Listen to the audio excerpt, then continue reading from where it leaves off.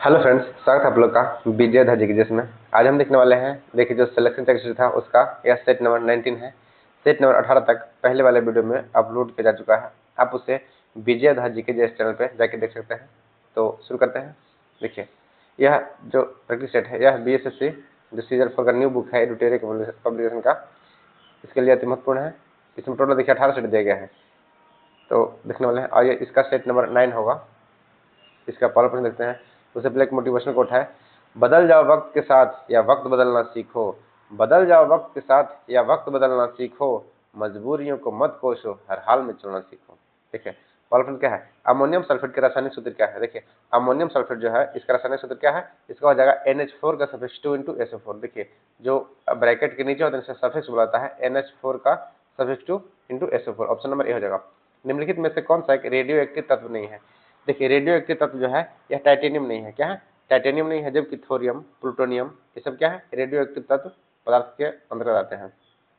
अगला देखते हैं, निम्नलिखित में से कौन सा ईंधन गैस बिल्डिंग में उपयोग किया था। देखिए जो गैस बिल्डिंग में उपयोग किया था यह एसिटिलीन गैस। एसिटिलीन गैस का उपयोग कहाँ किया है, तो गैस बिल्डिंग में किया है। सिंथेटिक कंबल, स्वेटर इत्यादि बनाने में ऊन के विकल्प के रूप में इस्तेमाल होने वाला पॉलीमरिक फाइबर क्या है। देखिए जो पॉलीमरिक फाइबर है ना, यह ऑर्लोन है। क्या ऑर्लोन है, इसका उपयोग सिंथेटिक कंबल बनाने में किया जाता है या स्वेटर बनाने में। निम्नलिखित में से कौन सा नाइट्रोजन उर्वरक नहीं है। देखिए नाइट्रोजन उर्वरक जो है यह सुपर फॉस्फेट ऑफ लाइम। क्या है, सुपर फॉस्फेट ऑफ लाइम जो है यह नाइट्रोजन उर्वरक नहीं है। देखिए नाइट्रोजन में 48% का होता है NPK जो खाद होता है ना, NPK नाइट्रोजन पोटेशियम फॉस्फेट जो होता है इसमें 46% तक क्या होता है, नाइट्रोजन रहता है। देखिए इसके अलावा अमोनियम सल्फेट, यूरिया, यूरिया में कितना होता है 46% के आसपास नाइट्रोजन आता है। और कैल्शियम नाइट्रेट, सब क्या है, इसमें सब नाइट्रोजन युक्त पदार्थ। देखिए जो दलहनी पौधे होते हैं उसमें के जड़ों में गांठ पाया जाता है जिसमें राइजोबियम नामक जीवाणु पाया जाता है, जो कि वायुमंडलीय नाइट्रोजन को नाइट्रेट में बदलने की क्षमता रखता है। इसलिए दलहनी फसलों जब बोया जाता है तो उसकी खेत जो है उर्वरक शक्ति से भरपूर रहता है। अगला मैग्नीशियम धातु का निष्कर्षण किस अयस्क से किया जाता है। देखिए जो मैग्नीशियम है ना इसका होता है कार्लेनाइट। क्या होता है, कार्लेनाइट MgCl2 6H2 होता है इसका फॉर्मूला। क्या होता है MgCl2 और 6H2O। तो कार्लेनाइट जो है क्या, यह मैग्नीशियम का अयस्क है। हाइड्रोजन बम किस सिद्धांत पर आधारित है। देखिए जो हाइड्रोजन बम है यह नाभिकीय संलयन पे, क्या होगा, नाभिकीय संलयन पे हाइड्रोजन बम का सिद्धांत आधारित है। देखिए एक और प्रश्न पूछता है कि नाभिकीय संलयन पे और क्या है, तो जो सूर्य से हमें ऊर्जा प्राप्त होता है ना, यह भी नाभिकीय संलयन पे ही आधारित है। अगला है, निम्नलिखित में से तत्व की विद्युत ऋणात्मकता सर्वाधिक। देखिए किस तत्व का विद्युत ऋणात्मकता सर्वाधिक है, तो जो ऑप्शन कर दिएगा तो सी जो होगा कार्बन। कार्बन की विद्युत ऋणात्मकता तत्व ऋणात्मकता सर्वाधिक है। निम्नलिखित में कथनों पर विचार करें।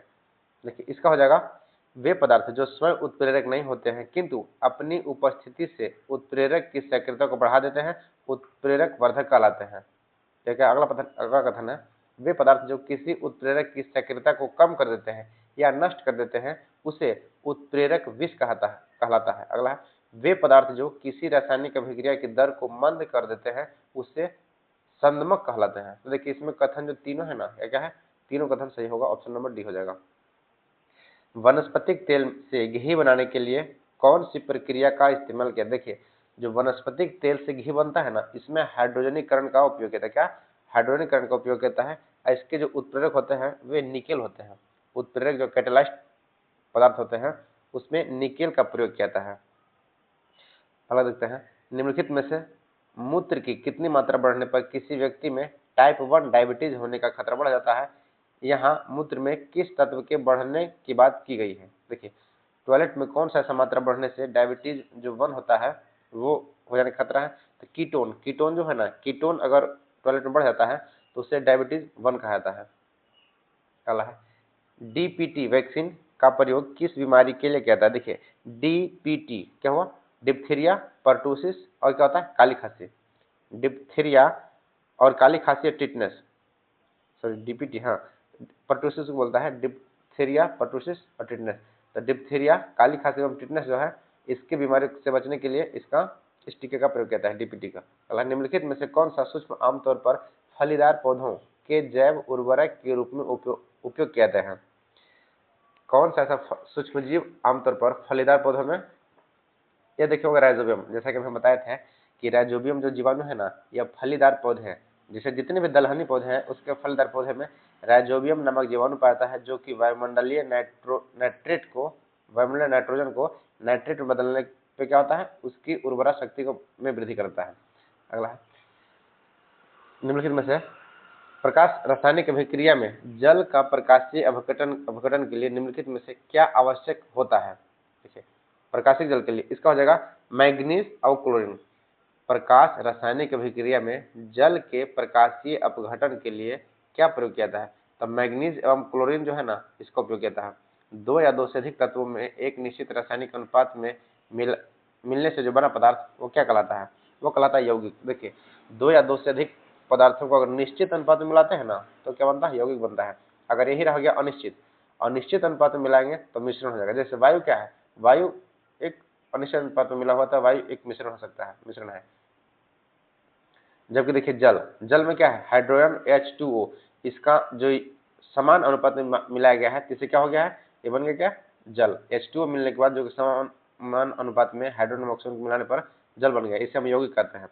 आवर्त सारणी में एक आवर्त में बाएं से दाएं जाने पर किसकी संख्या समान होती है। देखिए, जो उसमें कोषों है ना, कोषों की संख्या समान। देखिए, आवर्त सारणी में बाएं से दाएं जाने पर प्रोटॉनों की संख्या बढ़ती है। आवर्त सारणी में बाएं से दाएं जाने पर परमाणु का आकार घटता है। प्रोटॉन की संख्या बढ़ती है बाएं से दाएं में, जबकि परमाणु आकार जो है इसका आकार क्या होता है, छोटा होता है। इसके अलावा आवर्त सारणी में अगर बाएं से हम दाएं जाएंगे तो विद्युत ऋणात्मकता भी बढ़ती है, एवं आवर्त सारणी में जब बाएं से दाएं जाएंगे तो आयनीकरण ऊर्जा बढ़ती है। देखिए, ये सारे प्रश्न पूछे जा चुके हैं, तो कृपया याद रखिएगा। आवर्त सारणी जब बाएं से दाएं जाएगा ना, तो प्रोटॉन की संख्या बढ़ेगा, परमाणु का आकार बढ़ेगा, और उसके अलावा विद्युत ऋणात्मकता भी बढ़ती है। और अगर बाएं से दाएं जाएंगे तो क्या होगा, आयनीकरण जो ऊर्जा होता है यह भी बढ़ता है। अगला है, उपकरण या उसके प्रकार को मिलान करें। देखिए, बैरोमीटर, ओडोमीटर क्या है, इसका वजह देखिए, बैरोमीटर क्या मापता है, तो वायुमंडलीय आर्द्रता को मापता है। ओडोमीटर क्या मापता है, तो ध्वनि की गति को मापता है। टोकोमीटर जो है यह गति मापने की ऊंचाई है। और डेंसिटीमीटर क्या है, यह घनत्व मापता है। डेंसिटीमीटर जो है यह घनत्व मापने की इकाई है। देखिए, ध्वनि की तीव्रता को आवृत्ति कहा जाता है, एवं जो ध्वनि की तीव्रता है ना, इससे ऑडियोमीटर से मापा जाता है। क्या, ऑडियोमीटर से। और इसका मात्रा क्या होता है, डेसिबल होता है। तो इसका देखिए ऑप्शन क्या हो जाएगा, बैरोमीटर हो जाएगा वायुमंडलीय दाब मापने के लिए, ऑडोमीटर ध्वनि मापने के लिए, और टेकोमीटर वायुयान की ऊंचाई या गति मापने के लिए, और डेंसिटीमीटर घनत्व मापने के लिए। तो अगला देखते हैं, गुरुत्वीय त्वरण के साथ जी निम्नलिखित में से कौन सा कथन सत्य है। गुरुत्वीय त्वरण में जी के साथ कौन सा कथन सत्य है, तो यह हो जाएगा ऊंचाई बढ़ने के साथ घटती है। देखिए, एक होता है हाइग्रोमीटर, सॉरी जो पीछे वाला प्रश्न था, एक हाइड्रोमीटर होता है, एक होता है हाइग्रोमीटर। हाइग्रोमीटर से जल का घनत्व मापा जाता है। अगला, किस प्रकार की तरंग विस्थापन तरंग प्रसार की दिशा के लंबवत होती है। यह होगा अनुप्रस्थ तरंग। अनुप्रस्थ तरंग जो होती है ना, विस्थापन तरंग प्रसार की दिशा के लंबवत होती है। देखिए, प्रकाश को अनुप्रस्थ तरंग माना गया है। अनुप्रस्थ तरंग हो, ऑप्शन में बी होगा यहाँ पे, 19 का क्या होगा, बी होगा। अनुप्रस्थ तरंग होते हैं। अनुदैर्ध्य क्या होती है, ध्वनि जो है ना, ध्वनि यह अनुदैर्ध्य तरंग है, जबकि प्रकाश एक अनुप्रस्थ तरंग है। ध्वनि क्या है, ध्वनि निर्वात में गमन नहीं कर सकती है। अगला, आधुनिक आवर्त सारणी में किसी वर्ग के ऊपर से नीचे आने पर परमाणु की त्रिज्या के मान में क्या परिवर्तन होगा। देखिए, परमाणु त्रिज्या क्या होगा, यह बढ़ता है।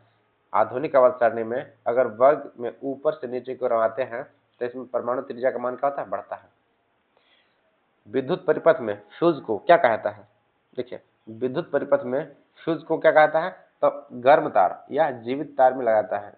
फ्यूज जो है यह जो लाइव वायर होता है ना, उसमें लगाया जाता है, और यह लघु पतन से बचाता है फ्यूज। और देखिए, जो फ्यूज का निर्माण है यह शीशा एवं टीन से होता है। अगला, लोकलांछन सेल में प्रयुक्त विद्युत अपघट्य कौन सा है। तो लोकलांछन सेल में जो प्रयोग किया जाता है, यह क्या है, अमोनियम क्लोराइड का। प्रति चुंबकीय पदार्थ की चुंबकीय सक्रियता होती है, कितनी होती है, तो प्रति चुंबकीय होता है ना, इसका होता है देखिए ऋणात्मक। यदि प्रति चुंबकीय पदार्थ है तो उसका जो चुंबकीय प्रकृति है यह ऋणात्मक होता है। निकट दृष्टि दोष मायोपिया के संबंध में कौन सा कथन गलत है। देखिए, यह हो जाएगा नेत्र लेंस की मोटाई बढ़ जाता है, हाँ वैसे बढ़ जाता है। नेत्र लेंस की फोकस दूरी कम होता है, ये भी सही है। नेत्र गोलक की त्रिज्या या व्यास में वृद्धि होता है, ये भी सही है। प्रतिबिंब रेटिना पर बनता है, गलत। ये प्रतिबिंब जो है रेटिना पे नहीं बनता है। देखिए मायोपिया में क्या होता है, नेत्र लेंस की मोटाई बढ़ जाता है, नेत्र लेंस की फोकस दूरी कम हो जाता है, नेत्र गोलक की त्रिज्या व्यास में बढ़ जाता है एवं प्रतिबिंब जो है रेटिना पर बनने के बजाय इसके पहले ही बन जाता है। रेटिना जो है ना, प्रतिबिंब यही बन जाता है, इसलिए दिखाई देता है। और देखिए मायोपिया को ठीक करने के लिए, जिसे हम निकट दृष्टि दोष कहते हैं, पहले निकट दृष्टि दोष कहते किसे हैं, तो आंखों की वैसी परेशानी जिससे हम निकट की तो वस्तु को देख सकते हैं परंतु दूर का नहीं, उससे हम निकट दृष्टि दोष कहते हैं। यह ज्यादातर स्टूडेंट में देखा जाता है। तो क्या होता है, जो कि पढ़ने में कठिनाई होता है, तो निकट दृष्टि दोष में अवतल लेंस का उपयोग होता है। इसके अलावा एक होता है हाइपरमेट्रोपिया, दूर दृष्टि दोष। दूर दृष्टि दोष में दूर की वस्तु तो साफ साफ दिखाई देता है परंतु निकट का नहीं, उसे कहते हैं दूर दृष्टि दोष कहते हैं। इसमें उत्तल लेंस का प्रयोग होता है और निकट दृष्टि दोष में निकट का दिखेगा दूर का नहीं। तो अगला देखते हैं, जल सतह पर तेल की पतली परत रंगीन क्यों दिखाई देती है। देखिए दिखाता व्यतिकरण के कारण, जल की सतह अगर तेल से छिड़क दिया जाता है या फैलता है तो वह व्यतिकरण के कारण क्या होता है, चमकदार दिखाई देता है। अगला है, निम्नलिखित में से कौन सा कथन संकुलन अर्थव्यवस्थाओं के बारे में सही है। यह जगह जब उद्योग को किसी प्रमुख उद्योग के निकट से लाभ होता है तो क्या होगा, संकुलन होगा। अगला, निम्नलिखित में से कौन सी स्थिति मुद्रास्फीति की ओर ले जा सकती है। देखिए जो मुद्रास्फीति है यह हो जाएगा समग्र मांग की तीव्र वृद्धि, समग्र मांग की तीव्र वृद्धि और आपूर्ति से अधिक होना, तो इससे क्या होता है, यह मुद्रास्फीति का कारण बन सकता है। किस संविधान संशोधन के द्वारा दिल्ली को राष्ट्रीय राजधानी क्षेत्र घोषित किया। तो देखिए जो 59वां संविधान संशोधन हुआ था वर्ष 1991 के द्वारा, इस संशोधन में राष्ट्रीय राजधानी क्षेत्र दिल्ली को राष्ट्रीय राजधानी क्षेत्र घोषित किया गया। इसके अलावा देखिए जो भारत का पहली राजधानी थी या कहाँ थी, कोलकाता में थी, जबकि वर्ष 1911 में लॉर्ड हार्डिंग द्वितीय के समय इसे कोलकाता से दिल्ली स्थानांतरित किया गया। निम्नलिखित में से कौन सी नागरिकता अर्जन हेतु शर्तों से नियमन करने के लिए सक्षम है। यह होगा संसद। क्या होगा, संसद का किया जाता है। देखिए संसद, राज्यसभा, लोकसभा, इसका जो उल्लेख है आर्टिकल 79, 80 एवं 81 में है। इसे सरल से याद रख सकते हैं कि सरल या सरला। तो संसद, राज्यसभा, लोकसभा आर्टिकल 79, 80 एवं 81 में उल्लिखित है। उच्चतम न्यायालय के किस मामले के निर्णय के कारण संविधान के अनुच्छेद 21 के कार्य क्षेत्र का विस्तार कर दिया गया है और शिक्षा के अधिकार को उसमें शामिल किया। देखिए इसी प्रश्न को घुमा घुमा के एक बार बिहार एसएससी में पूछा गया था, फिर बिहार दरोगा में पूछा गया है, और ये भी प्रश्न देखिए वही है। तो ये क्या पूछ रहा है, किसके अधिकारों को, 21 के किसके कार्य क्षेत्र पे होगा, सॉरी 19वां ना, उन्नी कृष्णन बनाम आंध्र प्रदेश, जो उन्नी कृष्णन बनाम आंध्र प्रदेश एक नियम लाया गया था, उसके अनुसार से आर्टिकल 21 में शिक्षा के अधिकार को मौलिक अधिकार की श्रेणी में आर्टिकल 21 का ए में जोड़ा गया। अगला है, राज्य के नीति निर्देशक सिद्धांत को भारतीय संविधान में शामिल किए जाने का उद्देश्य क्या है। देखिए ये हो जाएगा ऑप्शन नंबर डी, सामाजिक और आर्थिक प्रजातंत्र को स्थापित करने के लिए। क्या, सामाजिक एवं आर्थिक प्रजातंत्र को स्थापित करने के लिए। अगला, संविधान के निम्नलिखित अनुच्छेदों में से किस एक में के अंतर्गत संविधान का कार्यपालिका शक्ति राष्ट्रपति में निहित है। ये देखिए आर्टिकल 53 में है, जो कार्यपालिका शक्ति है आर्टिकल 53 में निहित है। देखिए संविधान राष्ट्रपति का जो महाभियोग गया आर्टिकल 61 में है, शपथ कितना में, 60 में है। अगला है, स्वतंत्र भारत के प्रथम बार संसदीय सचिव का पद किस वर्ष सृजित किया गया था। देखिए क्या था, वर्ष 1951 में, क्या 1951 में। ओलावृष्टि प्रमुख कारण क्या हो सकता है। देखिए ओलावृष्टि क्या कहते हैं, ओला जो हिमीकरण होता है ना, जिसे ठोस कार्बन डाइऑक्साइड कहते हैं CO2 बर्फ को, यह ओलावृष्टि मानाता है। तो क्या होगा, हिमीकरण होगा, हिमीकरण से। वलयाकार रूप में नदी किस दिशा में बहती है। देखिए जब वलयाकार होता है ना, तो यह वलय के समान ही बहती है। क्या होती है, यह वलय के समान बहेगी। लंबी घास वाली प्रेरी वनस्पति के नीचे पैदा होने वाले मृदा को क्या कहता है। देखिए चिरनोलेजम बोलते हैं। क्या, चिरनोलेजम मृदा बोलता है। लंबी घास वाले जो प्रेरी क्षेत्र है, इसके नीचे जो मृदा मिट्टी बनता है उसे चिरनोलेजम बोला जाता है। देखिए एक होता है काली मिट्टी, काली मिट्टी क्या होता है, इसे रेगुर मिट्टी भी कहा जाता है या स्वतः जुताई वाली मिट्टी भी कहा जाता है, एवं इसे कपासी मृदा भी कहा जाता है, और यह गुजरात क्षेत्र में ज्यादा पाया जाता है, इसलिए गुजरात में कपास की खेती ज्यादा होता है। जबकि प्रश्न पूछेगा कि जूट का उत्पादन भारत में सर्वाधिक कहाँ होता है, यह देखिए होता है जलोढ़ मृदा में, जो कि कहाँ है सर्वाधिक इसका विस्तार है, कहाँ पश्चिम बंगाल में है, WB पश्चिम बंगाल साइड में है। तो जूट का उत्पादन सर्वाधिक होता है पश्चिम बंगाल में, जबकि कपास का उत्पादन सर्वाधिक होता है काली मिट्टी में, कहाँ गुजरात में। इसके अलावा देखिए जो जलोढ़ मृदा होता है ना, यह दो प्रकार का होता है, एक होता है खादर खादर होता है, एक होता है खादर, एक होता है बांगर। देखिए जो नवीनतम जलोढ़ मृदा है इसे हम खादर कहते हैं, जबकि पुराने जो जलोढ़ मृदा है इसे हम बांगर कहते हैं। इस दोनों से प्रश्न सीधे प्रश्न पूछे गए हैं कि जलोढ़ मृदा में खादर एवं बांगर क्या है।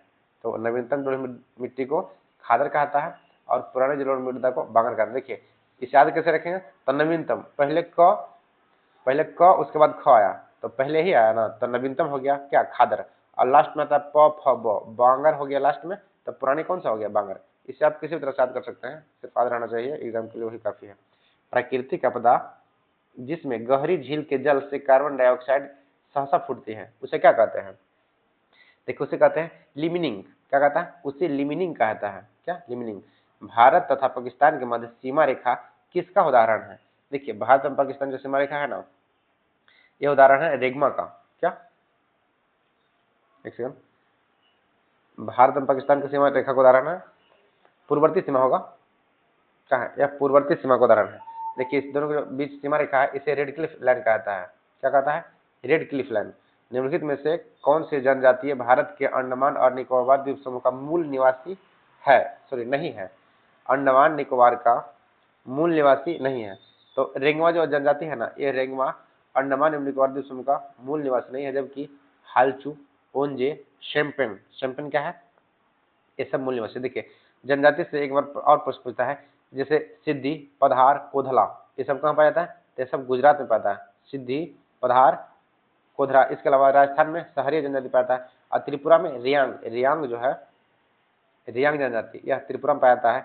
इसके अलावा देखिए जो बिरहोर और लोघा टोटो, यह कहाँ पाया जाता है, पश्चिम बंगाल पाया जाता है, और करूबा और कोरगा यह कर्नाटक पाया जाता है, जबकि कोंटी और थोंटी यह तेलंगाना पाया जाता है। अब देखिए झारखंड में कौन सा पाया जाता है, तो संथाल जनजाति जो है ना झारखंड में बहुतायत मात्रा में पाया जाता है, और डोडा, डोडा राजस्थान में पाया जाता है। अगला है दांगोस, दांगोस सॉरी डोडा असम में पाया जाता है। दांगोस जलप्रपात किस नदी पर स्थित है। दांगोस जो है ना, यह कांची नदी पे, कहाँ है, दांगोस जलप्रपात जो है यह कांची पे। देखिए जो महत्वपूर्ण इंपोर्टेंट जलप्रपात है जो बार बार पूछे जाते हैं, हम देख लेते हैं। देखिए हुंड्रू, हुंड्रू कहाँ है, हुंड्रू है स्वर्ण रेखा नदी पे, झारखंड में है। इसके अलावा दूध सागर, दूध सागर जो है यह मांडवी नदी पे है, गोवा में है। इसके अलावा दुग्ध धारा कहाँ है, तो यह नर्मदा नदी पे मध्य प्रदेश में। चुलिया पुनासा, चुलिया पुनासा जो है यह चंबल नदी पे राजस्थान में है। गोकक, गोकक जो है यह घाट प्रभाव में है, कर्नाटका में है।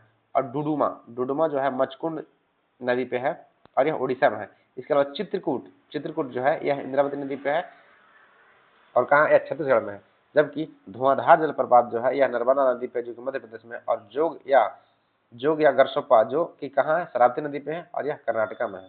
अगला है भारत की अनु रानी ने पोलैंड भाला फेंक में कौन सा पदक जीता है। देखिए अनु रानी जो है यह 62.59 मीटर फेंक के, क्या 62.59 मीटर फेंक के स्वर्ण पदक जीते हैं। देखिए भाला फेंक जो है यह भारत में कब मनाता है, 7 अगस्त को भाला फेंक दिवस मनाता है।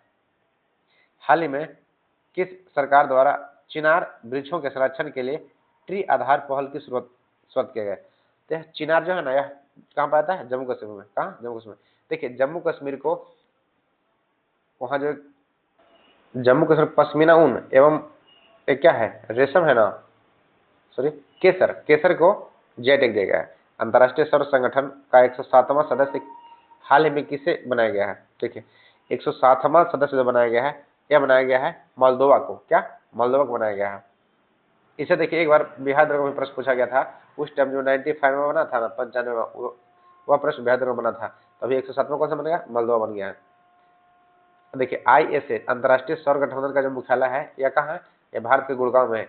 एकमात्र ऐसा अंतर्राष्ट्रीय संगठन है ISA इंटरनेशनल सोलर अलायंस, जिसका हेडक्वार्टर कहाँ है, भारत के गुड़गांव शहर में है। हाल ही में जारी की गई सिपरी की रिपोर्ट के अनुसार भारत हथियार आयात करने में विश्व के किस स्थान पे है, तो वह दूसरा पे। सिपरी के अनुसार जो भारत हथियार आयात में दूसरा स्थान पे है। ग्लोबल AI समिट 2025 का आयोजन कहाँ किया गया है, तो क्या किया गया, पेरिस में, फ्रांस के पेरिस में गया था। कहाँ, ग्लोबल AI समिट का आयोजन। कौन सा नशा तस्करों के लिए मृत्युदंड की सजा का प्रावधान करने वाला पहला जो बना है। क्या नशा तस्करों को मृत्युदंड देने वाला पहला जो बन गया है यह हिमाचल प्रदेश बन गया है। जबकि देखिए भांग की खेती शुरू करने वाला भी पहला राज्य कौन बन गया, हिमाचल प्रदेश ही बन गया है। पूरी तरह से सौर ऊर्जा से चलने वाली भारत की पहली विधानसभा कौन सी बन गई है, यह बन गया दिल्ली विधानसभा। क्या दिल्ली विधानसभा जो है यह पूर्ण रूप से सौर ऊर्जा से चलने वाला विधानसभा बन गया है। कौन सा, दिल्ली विधानसभा। अगला है दिशा, दिशा अभियान की शुरुआत किस राज्य सरकार द्वारा किया गया है। देखिए जो दिशा अभियान है ना यह शिक्षा के क्षेत्र में उसमें योगदान के लिए महाराष्ट्र सरकार द्वारा चला गया है। क्या दिशा अभियान। हाल ही में जारी आंकड़ों के अनुसार से देश का सबसे सुरक्षित शहर कौन सा बन गया है। देखिए यह मैंगलोर जो है ना, मैंगलोर देश का सबसे सुरक्षित शहर बन गया है। भारत किस वर्ष तक अपना पहला मानव युक्त गहरे समुद्र मिशन समुद्रयान लॉन्च करने की तैयारी कर रहा है। यह है वर्ष 2026 तक। क्या वर्ष 2026 तक मानव भारत मिशन समुद्रयान लॉन्च करेगा। हाल ही में किस देश ने निवेशकों, पर्यटकों और पेशेवरों को आकर्षित करने के लिए 10 वर्षीय गोल्डन वीजा की शुरुआत किया है। यह क्या, देखिए वियतनाम। क्या वियतनाम जो है, वियतनाम 10 वर्षीय गोल्डन वीजा का पेश किया है। इसकी राजधानी कहाँ है, देखिए इसकी राजधानी हनोई, वियतनाम की राजधानी है हनोई है। मुद्रा क्या है, वियतनामी डोंग है। तो वियतनाम का हनोई मुद्रा डोंग। हाल ही में कोडाईकनाल और वेधशाला की कोडाईकनाल सौर वेधशाला की 125वीं वर्षगांठ मनाई गई है। यह किस राज्य में स्थित है। देखिए कोडाईकनाल कहाँ, यह तमिलनाडु में। इसका स्थापना कब किया था, वर्ष 1901 में किया था। जो कोडाईकनाल सौर वेधशाला है ये वर्ष 1901 में शुरू किया था। अगला देखिए किस राज्य में दल्ले खुरचानी मिर्च को जीआई टैग दिया गया है। यह कहाँ के दिया है, देखिए मिला है सिक्किम को। सिक्किम के दल्ले खुरचाई मिर्च को जीआई टैग दिया गया है। इसमें देखिए बिहार में दिया गया है ना, देखिए बिहार का मिला है शाही लीची, भागलपुरी जर्दालू आम, कतरनी चावल, मरचा चावल, मगही पान एवं बिहार का जो मखाना है इसे भी दिया गया है। और सिलाव के खाजा को क्या दिया गया है, जीआई टैग दिया गया है। अगला देखते हैं विश्व जनसंख्या दिवस किस तिथि को मनाता है। देखिए जो विश्व जनसंख्या दिवस है यह मनाता है हर एक वर्ष। क्या 11 जुलाई क्या मनाता है, जनसंख्या दिवस मनाता है। देखिए 1 जुलाई को राष्ट्रीय चिकित्सक दिवस मनाता है, 11 जुलाई को विश्व जनसंख्या दिवस, 26 जुलाई को कारगिल दिवस मनाता है, जबकि 28 जुलाई को विश्व प्राकृतिक संरक्षण दिवस मनाता है। तो ध्यान रखिएगा हाल ही में किस राज्य सरकार द्वारा महिला संवाद अभियान शुरू किया गया है। देखिए महिला संवाद जो है ना यह बिहार सरकार द्वारा शुरू किया। कहाँ, बिहार सरकार द्वारा शुरू किया। निम्नलिखित में से कौन सा एक अप्रत्यक्ष कर है। अप्रत्यक्ष कर क्या है, उत्पाद कर जो है यह एक अप्रत्यक्ष कर है, जबकि संपदा शुल्क, संपत्ति कर, पूंजी लाभ कर ये सब क्या है, ये सब प्रत्यक्ष कर है। जीएसटी भी क्या है, जीएसटी भी एक प्रत्यक्ष कर है, जीएसटी अप्रत्यक्ष कर में आता है। संयुक्त राष्ट्र द्वारा निर्धारित सतत विकास लक्ष्यों में से कौन सा सार्वभौमिक स्वास्थ्य कवरेज प्राप्त करने के लक्ष्य रखता है जो कि सभी पुरुषों और महिलाओं के लिए स्वास्थ्य सेवाओं तक पहुंच रख सकता है। यह है SDG 3। क्या SDG 3। जीवक चिंतामणि महाकाव्य का संबंध किससे है। देखिए जीवक चिंतामणि जो है ना यह जैन धर्म से है। किससे है, यह जैन धर्म से होगा। एक खाद्य श्रृंखला के विभिन्न बिंदुओं पर ऊर्जा प्रवाह अनुपातों के रूप में जाना जाता है, उसे क्या कहते हैं, उसे कहते हैं पारिस्थितिक दक्षता। क्या पारिस्थितिक दक्षता हो जाएगा। निम्नलिखित में से कौन सा देश भौगोलिक विशेषताएं कजाकिस्तान के साथ सीमा साझा करती है। ये देखिए हो जाएगा रूस करता है, इसके अलावा चीन करता है और किर्गिस्तान करता है और क्या करता है, कैस्पियन सागर। देखिए इसमें अफगानिस्तान जो है ना ये नहीं करता है। तो रूस, चीन, किर्गिस्तान एवं कैस्पियन सागर हो जाएगा, ये सब सम्मिलित है। तो क्या जो ऑप्शन नंबर ए हो जाएगा। द सैटेनिक वर्सेज पुस्तक के लेखक कौन है। देखिए इसका हो जाएगा सलमान रुश्दी। क्या है, सलमान रुश्दी। देखिए जो कुछ पुस्तक है द सैटेनिज वर्सेज सलमान रुश्दी का मिडनाइट चिल्ड्रन, इसका भी पुस्तक के लेखक कौन है, सलमान रुश्दी है। Speaking with nature Ramachandra Guha है। वेस्टर्न लैंड इसका चेतना मारू है। वेस्टर्न लेन जो है इसके चेतना मारू है। इसके अलावा सोर्स ऑफ माई बिगिनिंग्स या विल गेट्स का है। The book of compassion Dalai Lama एवं कैलाश सत्यार्थी का है। देखिए द बुक ऑफ कंपैशन क्या है, द बुक ऑफ कंपैशन जो है दलाई लामा एवं कैलाश सत्यार्थी जो कि भारतीय है इसके लेखक है। इनके लेखक क्या है, होराल्ड ऑफ टू योर ड्रीम्स यह रस्किन बॉन्ड की है। द विनर्स माइंडसेट या सेन वाटसन का है। जबकि द आइडिया ऑफ डेमोक्रेसी ये देखिए प्रश्न पूछा गया सेट में, द आइडिया ऑफ डेमोक्रेसी जो है यह सैम पित्रोदा का है। किसका है? सैम पित्रोदा का। अगला, निम्नलिखित में से किस पूर्वोत्तर भारतीय राज्य में विधानसभा की सदस्यों की संख्या 60 से कम है? देखिए जो सिक्किम है ना, सिक्किम में कितना है? ऑप्शन नंबर, सॉरी मिजोरम होगा। मिजोरम में कितना है? मिजोरम में 60 सीट से कम है। देखिए मिजोरम एक ऐसा राज्य है जो कि 100% साक्षरता प्राप्त कर चुका है। इसके अलावा सबसे कम जो जनसंख्या घनत्व है केवल 17 व्यक्ति पर वर्ग किलोमीटर है। यह कहाँ है? मिजोरम में ही है। इसके बाद देखते हैं, देखिए गोवा, मिजोरम, सिक्किम राज्यों में क्या है? विधानसभा के सदस्यों की संख्या 60 से कम है। 3 राज्य है, क्या क्या? गोवा, सिक्किम और मिजोरम। इन तीनों में क्या है? 60 से कम है। जबकि मिजोरम तथा गोवा में 40 सदस्य और सिक्किम में कितने हैं? सिक्किम में केवल 32 सदस्य हैं और नागालैंड की विधानसभा में 60 सदस्य हैं। नेक्स्ट है, भक्ति आंदोलन के शैशवाद को क्या कहता है? देखिए भक्ति आंदोलन के जो शैशवाद है इसे नयार कहता है। क्या? नयार कहता है। अगला है, भारत का पहला और एकमात्र भेड़िया अभयारण्य कहाँ है? देखिए भारत में एकमात्र जो भेड़िया अभयारण्य है यह भारत कहाँ है? झारखंड में है। कहाँ? झारखंड में। देखिए भारत का एकमात्र भेड़िया अभयारण्य झारखंड के लातेहार जिले में स्थित है, जो कि महुआ टाड़ या महुआ टाड़ के नाम से जाना जाता है। इसे भारत का पहला और एकमात्र भेड़िया अभयारण्य प्राप्त होने का गौरव है। जबकि देखिए यह अभयारण्य जो है ना 63 वर्ग किलोमीटर फैला हुआ है और भारत के भूरे भेड़िया जो है इसका घर है। यह अभयारण्य बेतला राष्ट्रीय उद्यान और जो पलामू टाइगर रिजर्व है इसके बफर जोन का हिस्सा है। और भारत में पाए जाने वाले भेड़ियों की प्रजाति का वैज्ञानिक नाम क्या है?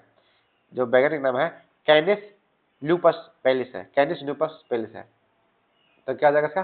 झारखंड हो जाएगा। अगला है, शोभना नायर का संबंध भारत के किस शास्त्रीय नृत्य से है? देखिए शोभना नायर है यह कथक से है। क्या है? कथक से है इसका नृत्य। 2011 की जनगणना के अनुसार भारत के निम्नलिखित में से केंद्र शासित प्रदेशों में किसका जनसंख्या घनत्व सबसे कम रहा है? देखिए यह हो जाएगा अंडमान एवं निकोबार द्वीप समूह का। किसका है? अंडमान एवं निकोबार द्वीप समूह का जनसंख्या घनत्व जो है यह सबसे कम रहा है। अगला है, निम्नलिखित में से किस राष्ट्रकूट शासक ने हिरण्य गर्भ नामक समारोह किया था? हिरण्य गर्भ किया था।